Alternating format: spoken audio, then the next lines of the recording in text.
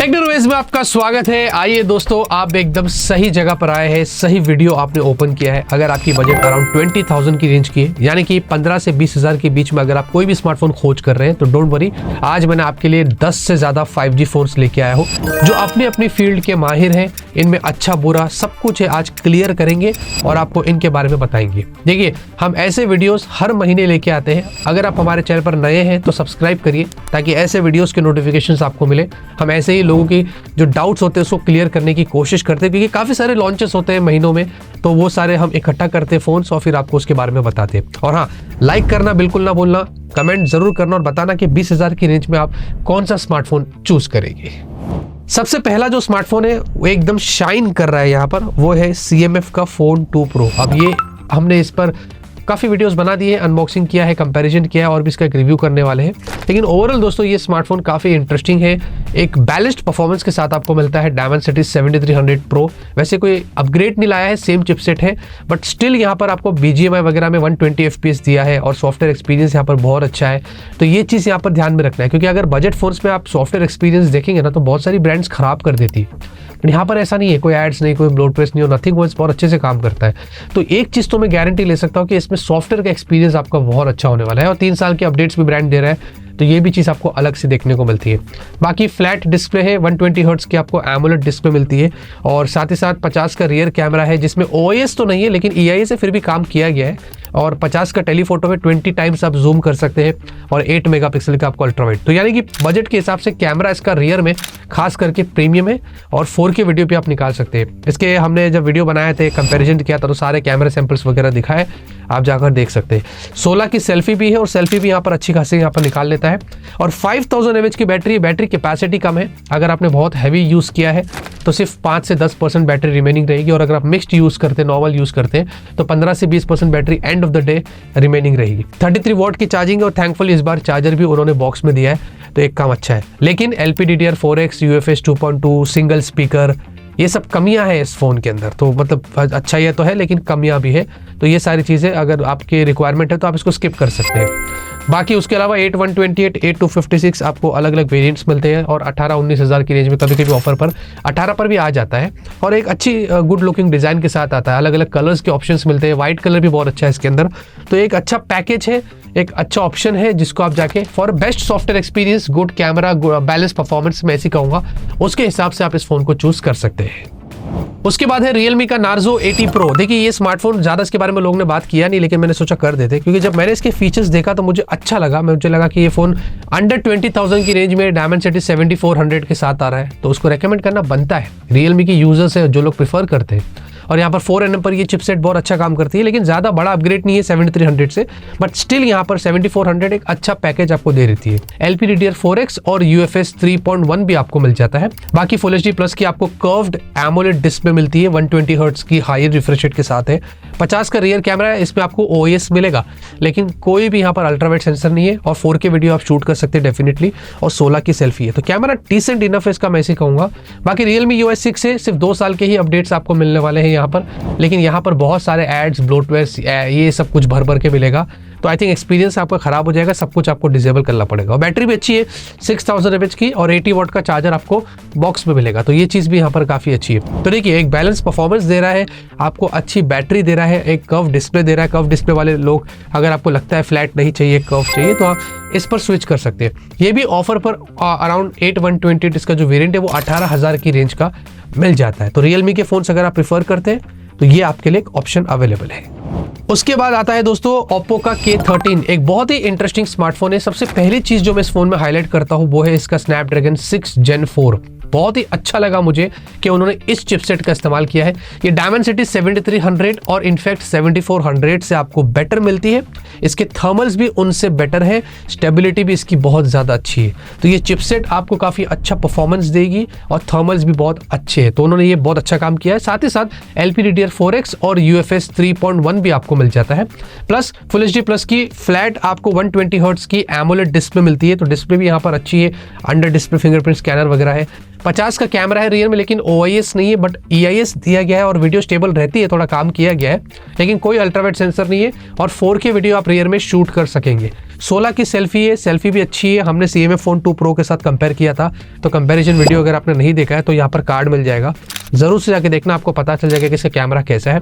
Android 15 ColorOS 15 सिर्फ 2 साल की अपडेट से, लेकिन यहाँ पर सॉफ्टवेयर एक्सपीरियंस इतना अच्छा नहीं है, आपको बहुत सारे ऐप्स वगैरह एड्स सब डिसेबल करना पड़ेगा, जब जाके ये बेटर हो सकता है। लेकिन बैटरी बहुत अच्छी है, 7000 mAh की, 1 से 1.5 दिन का बैकअप आपको आराम से मिलेगा, चाहे वो मिक्स्ड करो हैवी करो, बैटरी बहुत अच्छा बैकअप देगी।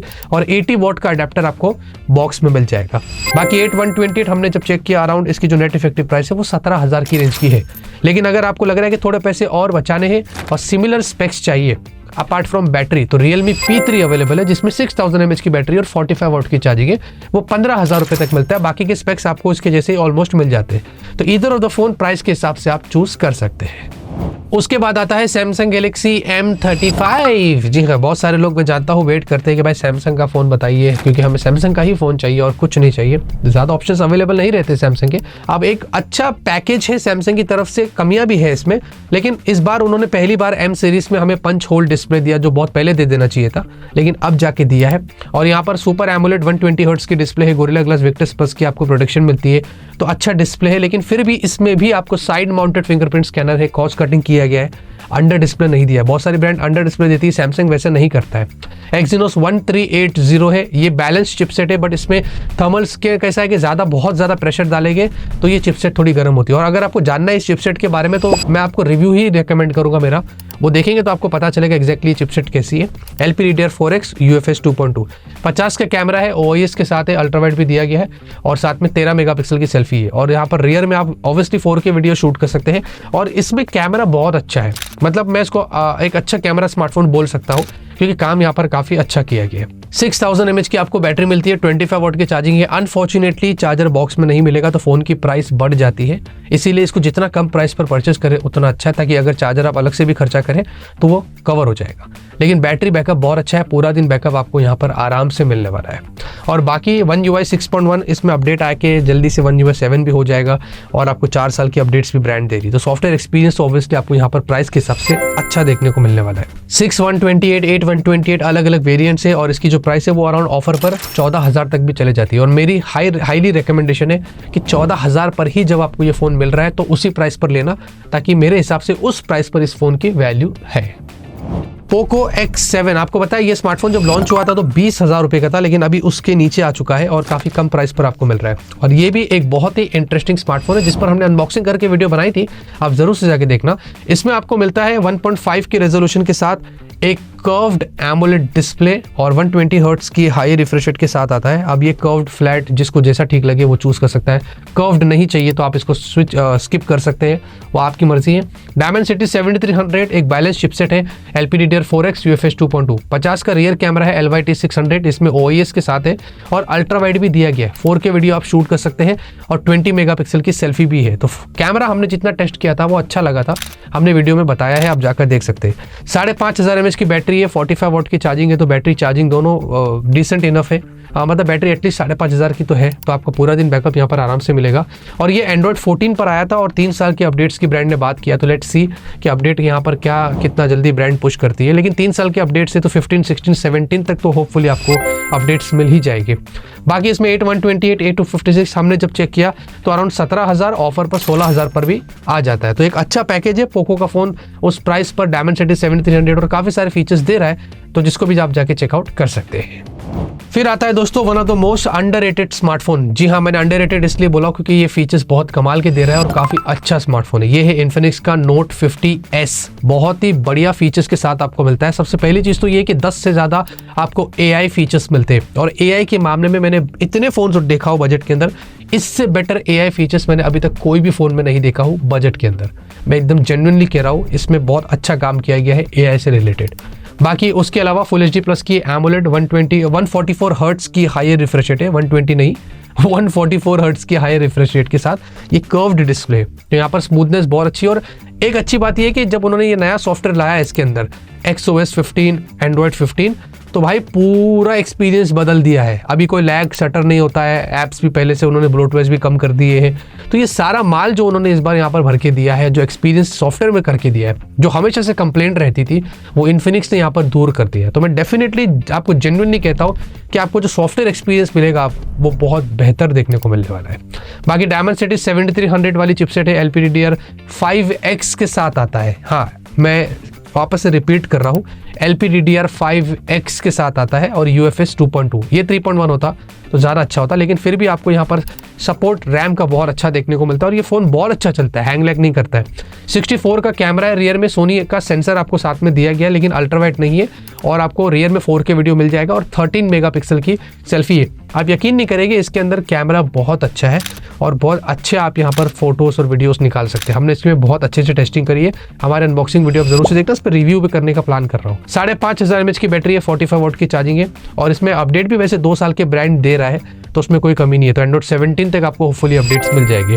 और 8128, 8256 वैसे हमने जब चेक किया तो नेट इफेक्टिव प्राइस ऑफर पर 15,000 रुपये तक आ जाती है। तो उसी प्राइस पर उन्होंने लॉन्च पे भी लॉन्च किया था, मतलब लॉन्च पे भी लॉन्च किया था, हाँ ऐसे ही बोला ना मैंने, लॉन्च पे भी लॉन्च किया।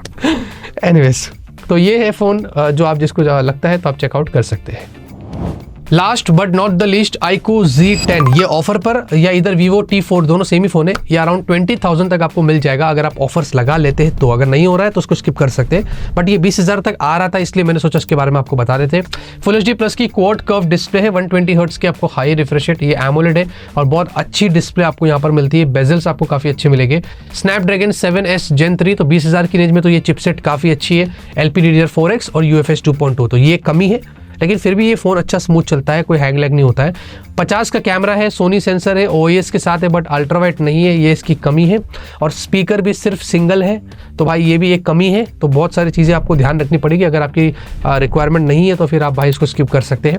बाकी 4K वीडियो शूट कर सकते हैं, 32 मेगापिक्सल की सेल्फी है और FunTouchOS 15, एंड्रॉइड 15 और अपडेट भी सिर्फ 2 साल के ही है, 3 साल के होते तो ज़्यादा अच्छा होता। वैसे हमने अपने अनबॉक्सिंग में सब कुछ क्लियरली बताया है, आप जाकर देख सकते हैं। 7300 mAh की बैटरी है, तो ये बैटरी किंग है और अभी तक इंडिया में सबसे हाईएस्ट कैपेसिटी बैटरी स्मार्टफोन बना हुआ है और बहुत ही अच्छा बैकअप आपको मिलेगा। 90 वाट की चार्जिंग, चार्जर भी बॉक्स में मिल जाता है। 8128, 8256 ऑफर पर 20,000, 20,500 तक आ जाता है। अगर 20,000 तक आता है तो ही आप इस स्मार्टफोन को चूज करना।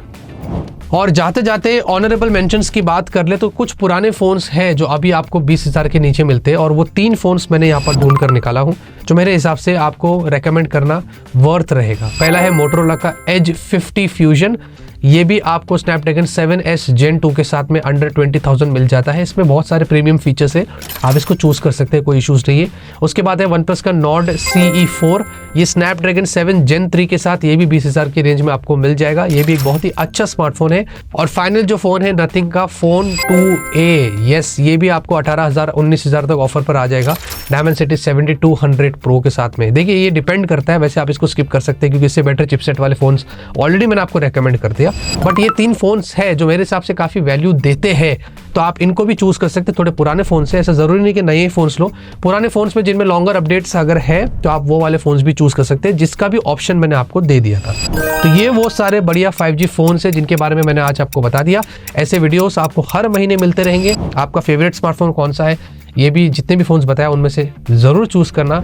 लाइक करिए, सपोर्ट करिए, सब्सक्राइब करिए। तब तक के लिए ऑलवेज कीप स्माइलिंग।